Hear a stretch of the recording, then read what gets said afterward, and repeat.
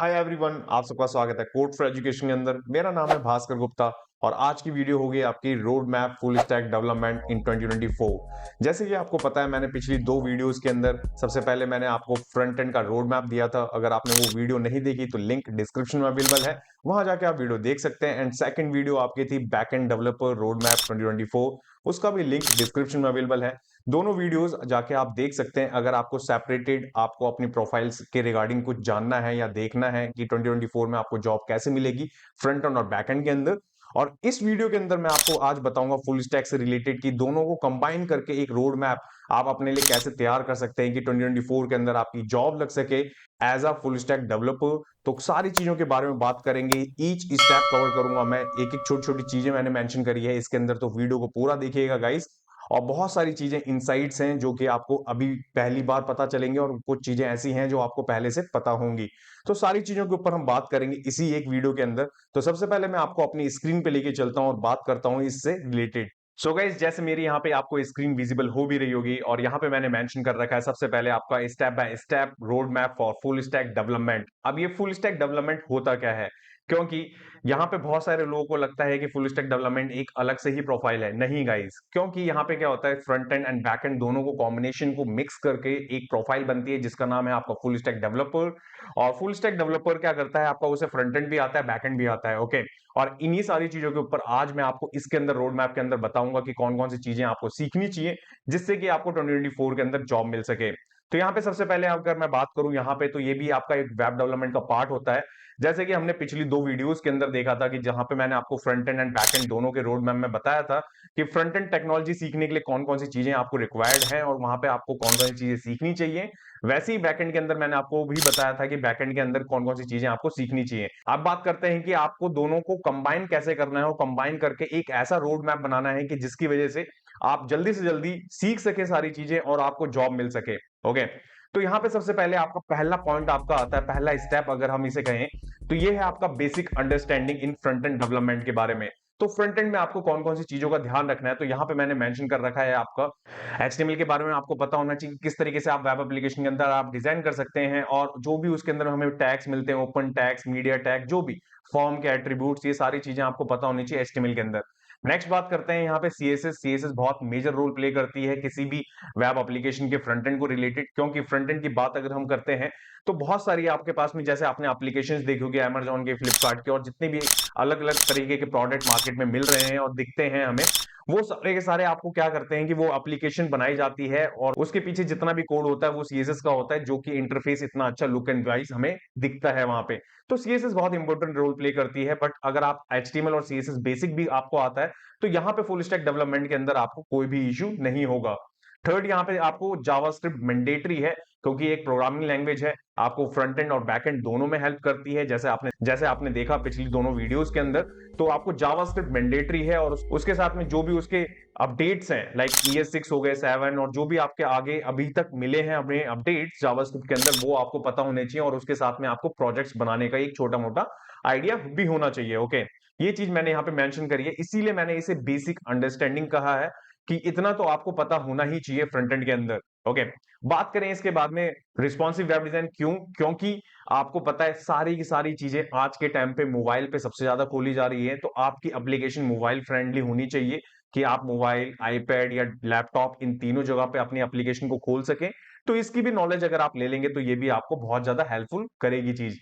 इसके बाद है आपका कि ये एक्सटर्नल रखा है मैंने, अगर आप इसे कर लेंगे तो आपको क्या होगा, थोड़ा सा और ज्यादा आपका रिज्यूम हैवी हो जाएगा और ज्यादा अच्छा लगेगा देखने में कि आपको इसकी भी नॉलेज है। ये फ्रेमवर्क है आपका सीएसएस का, जो कि आप बूटस्ट्रैप 5 सीख सकते हैं और उसके बाद में आप टेलविंड सीएसएस सीख सकते हैं। इन दोनों में से कोई भी एक अगर आप सीख लेंगे तो वो आपका इनफ रहेगा।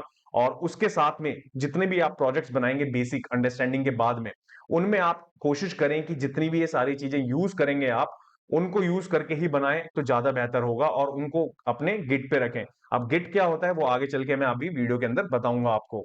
तो नेक्स्ट यहाँ पे चलते हैं सबसे पहले आपका सेकंड स्टेप की तरफ। तो सेकंड स्टेप क्या होने वाला है कि आपने फ्रंट एंड के अंदर बेसिक नॉलेज गेन कर ली। अब बेसिक नॉलेज आपको पता लग गया कि एचटीएमएल, सीएसएस, जावास्क्रिप्ट, ये तीन कोर हैं, इन कोर पे ही हमें काम करना है। इस कोर को सीखने के बाद में अब क्या करें हम, अगर आप फ्रंट एंड के अंदर किसी भी लाइब्रेरी या फ्रेमवर्क को सीख लेंगे, लाइक सपोज जैसे मैंने यहाँ पे मेंशन कर रखा है आपका रिएक्ट, एंगुलर, व्यूजेएस, राइट? ये 3 बहुत पॉपुलर आपके फ्रेमवर्क और लाइब्रेरी हैं जो कि जावास्क्रिप्ट हमें प्रोवाइड कराता है।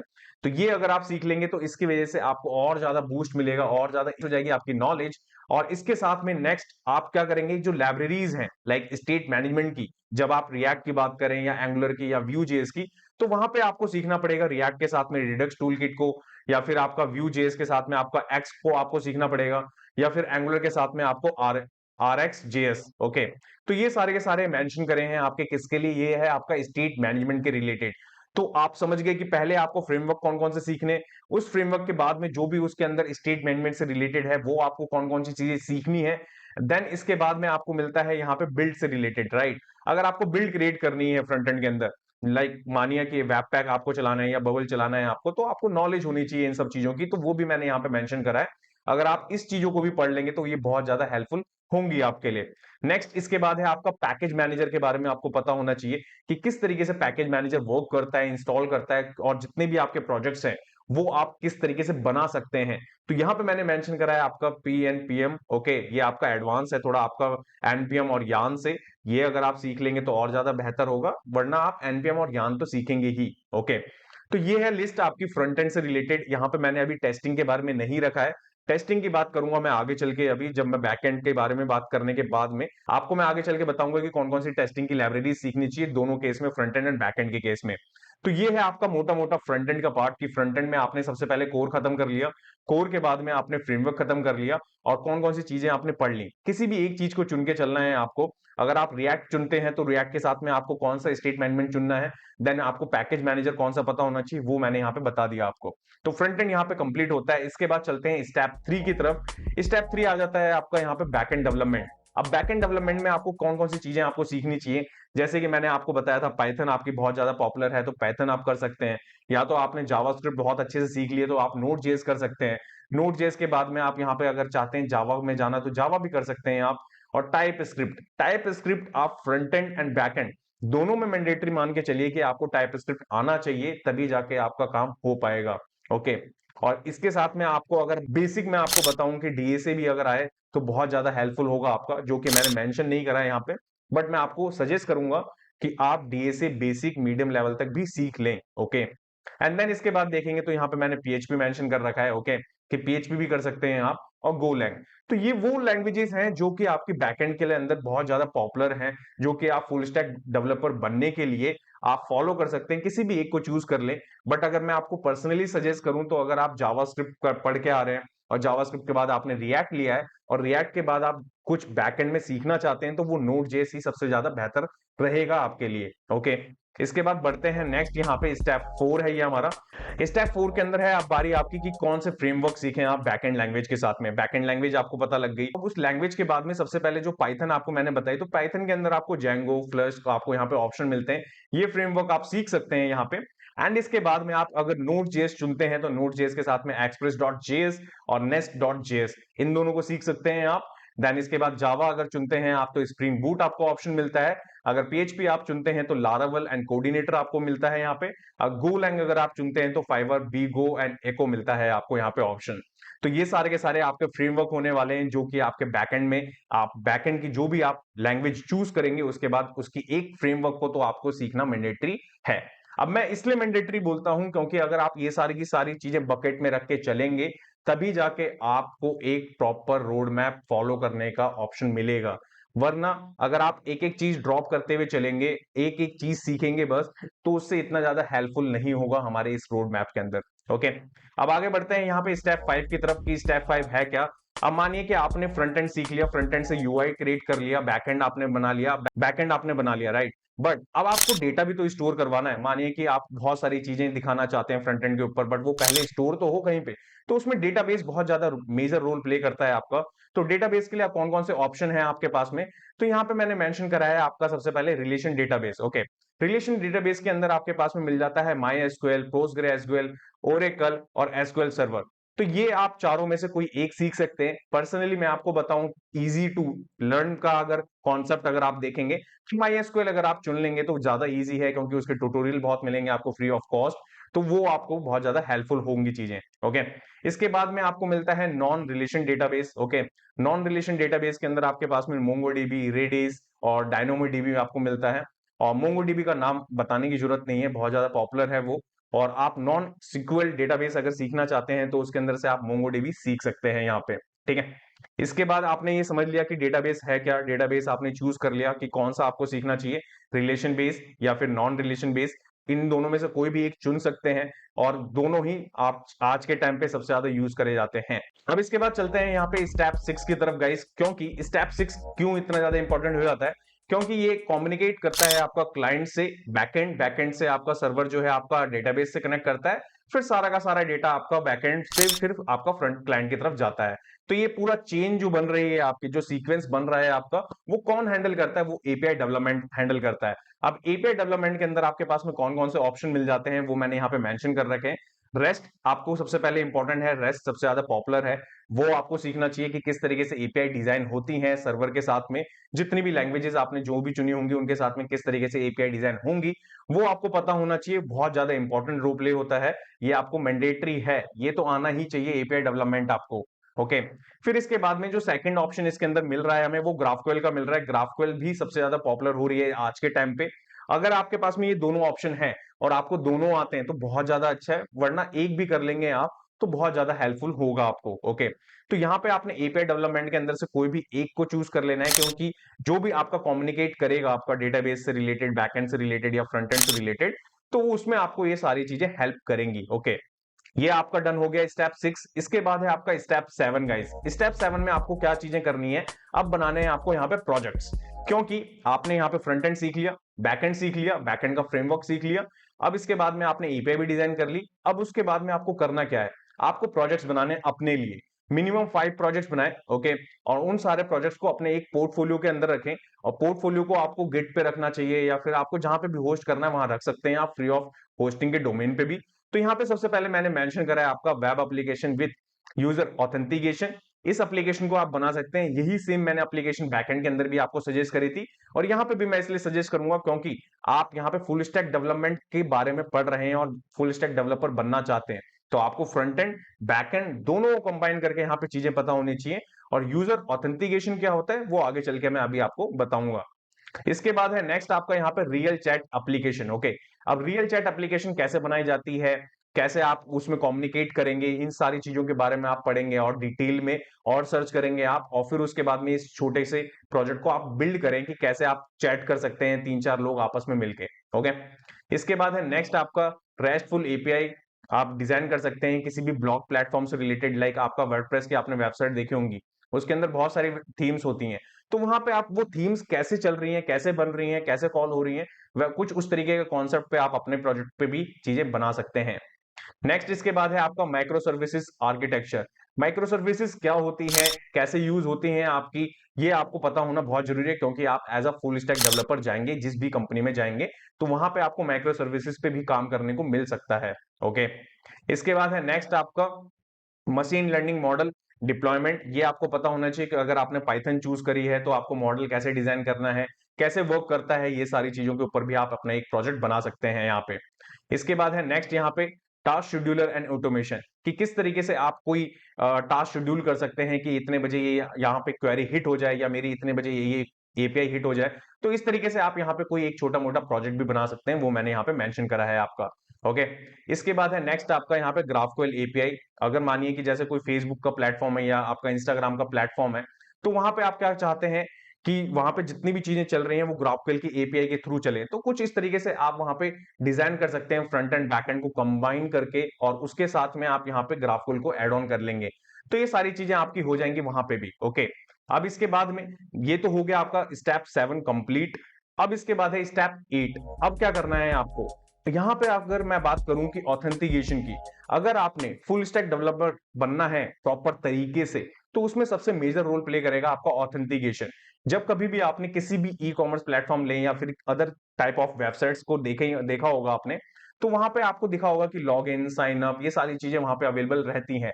बट आप कैसे पता लगा सकते हैं कि जेन्युइन यूजर है या नहीं? मानिए मैंने एक सोशल मीडिया प्लेटफॉर्म आपको डिजाइन करने के लिए दिया और बहुत सारे लोग हैं वहां पे, तो किसी ने किसी और की पोस्ट को डिलीट कर दिया, तो वहां पे आप कैसे पता लगाएंगे कि वो यूजर करंट यूजर है भी या नहीं, जिसने वो पोस्ट किया था या नहीं किया था? तो उसके लिए यहाँ पे ऑथेंटिकेशन आपको मिलता है और ऑथराइजेशन मिलता है आपको कि जिस तरीके से आप उसे ऑथेंटिकेट कर सकते हैं वो यूजर जेन्युइन है या नहीं। ओके, तो इसके अंदर क्या क्या चीजें आप सीख सकते हैं?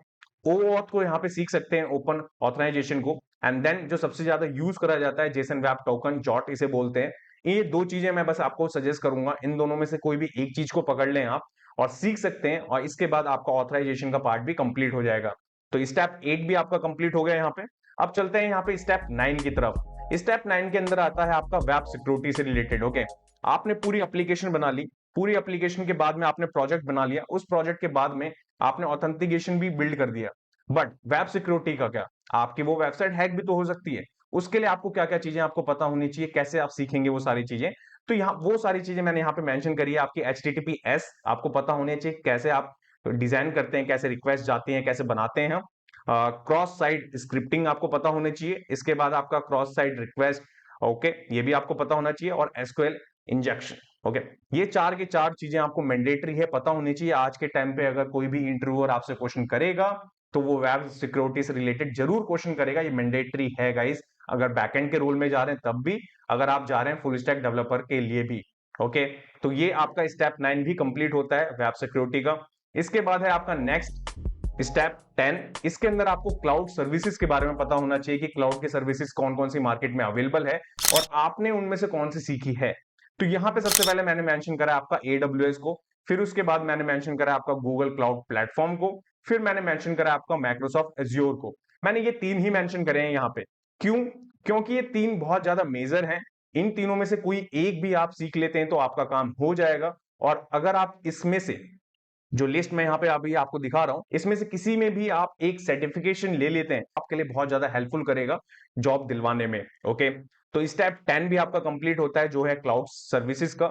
इसके बाद है आपका स्टेप 11। स्टेप 11 के अंदर आपका क्या है कि कंटेनराइजेशन। ओके, अब ये होता क्या है, इससे आपको बेनिफिट क्या मिलेगा? मानिए कि आपने कोई प्रोजेक्ट बनाया, राइट?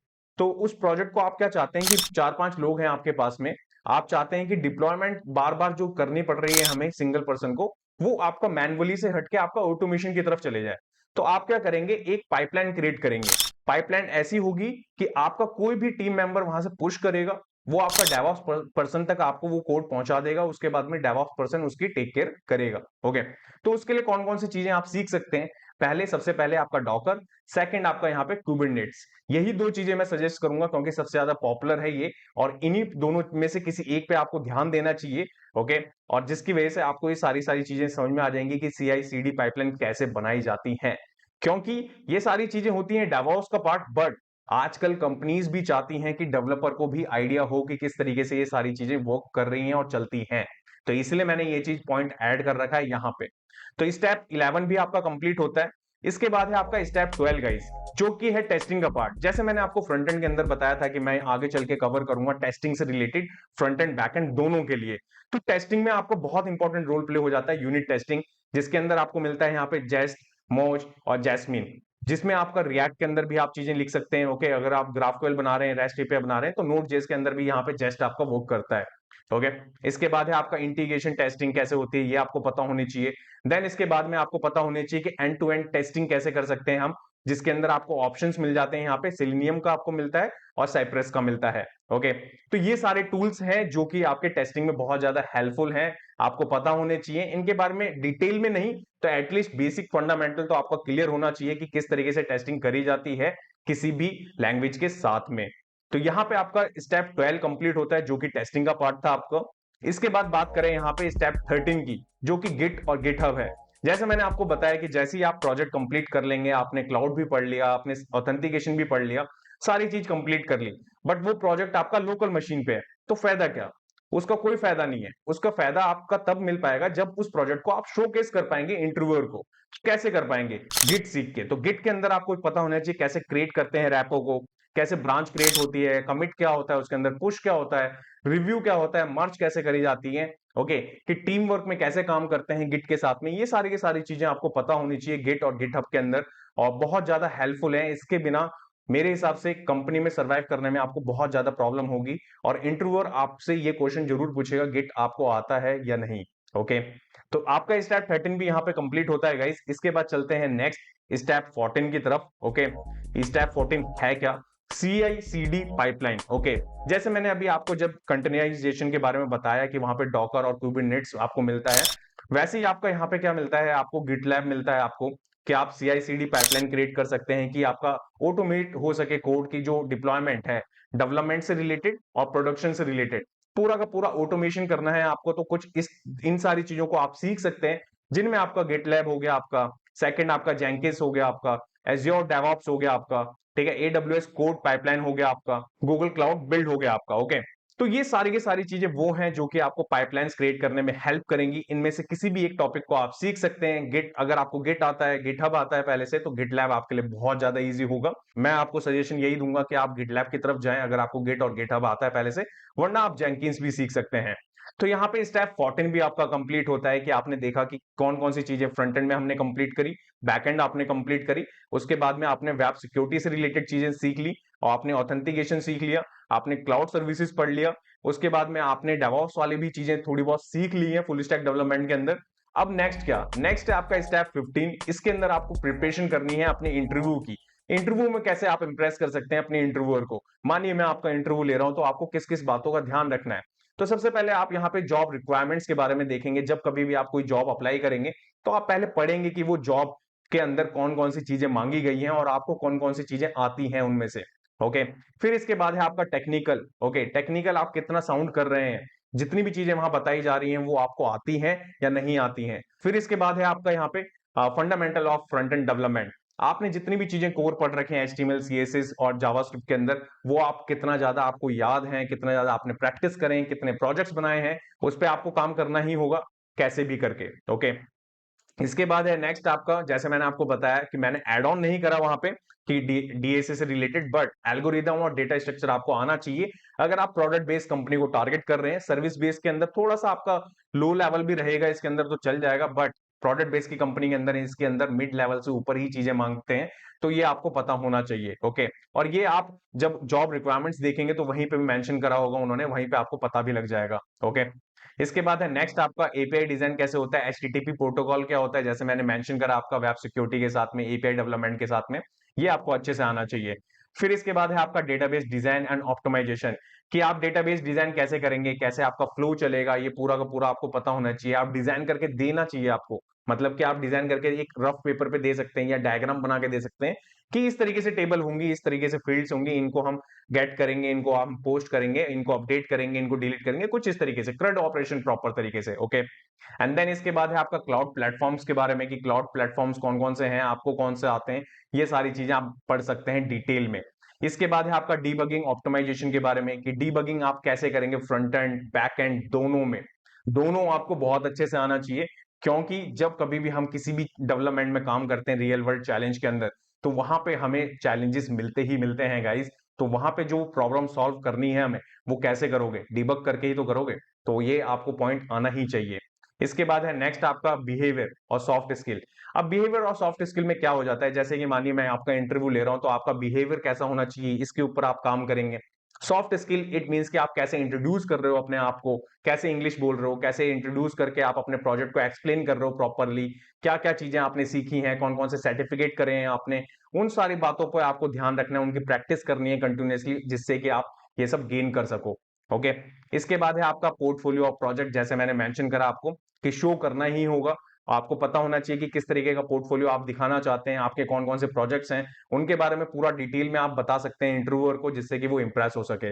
ओके, इसके बाद है नेक्स्ट आपका मॉक इंटरव्यू प्रिपरेशन, की मॉक इंटरव्यू किस तरीके से होता है, कि मानिए टेक्निकल क्वेश्चंस आपको दे दिए गए हैं, आप उसको कैसे रिसॉल्व करेंगे, कौन कौन से मेथड्स हैं आप जिनको जल्दी से जल्दी करके दिखा सकते हैं वहां पे। तो इसकी भी आप प्रैक्टिस करेंगे तो बहुत अच्छा होगा आपके लिए।